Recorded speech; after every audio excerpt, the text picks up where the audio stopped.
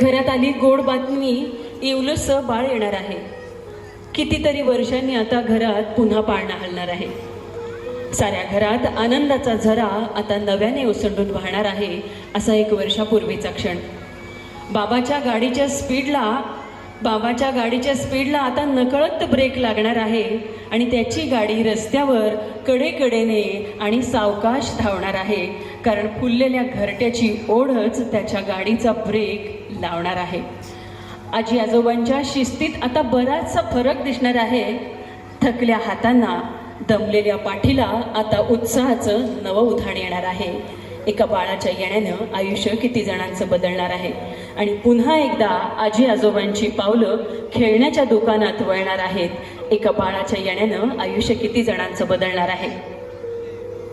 संसाराच्या रामरगाड्यात आता जरा कुठली निवांत होते, पण निवांत कुठली, पण आई आता खऱ्या अर्थी शांत होणार आहे आणि बाळलीलामध्ये हरवून जाऊन आता बाळातच तिला रामकृष्ण, शिवबा, जिजा, सावित्री दिसणार आहे आणि दमल्या स्वरातही आनंदी सुरात ती अंगाई गाणार आहे.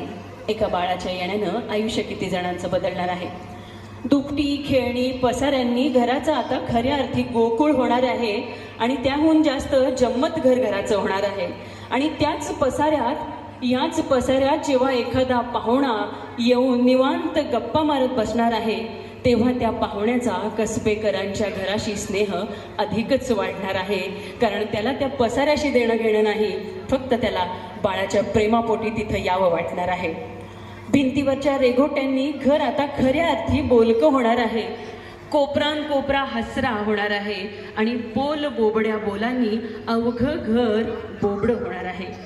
एका बाळाच्या येण्यानं आयुष्य किती जणांचं बदलणार आहे. एका बाळाच्या येण्यानं आयुष्य किती जणांचं बदलणार आहे. हे घर आता घरच राहणार आहे.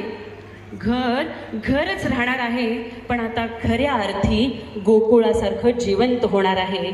एका परीच्या येण्यानं आयुष्य किती बदलणार आहे.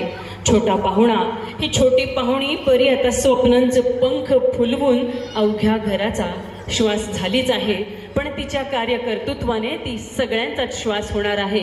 इतकं मोठं काहीतरी वेगवेगळ्या क्षेत्रात यश मिळवणार आहे. कारण श्री स्वामी समर्थ, श्री शंकर महाराज आणि चिले महाराजांचा आशीर्वाद तिच्या संपूर्ण घराच्या पाठीशी ठामपणे आहे.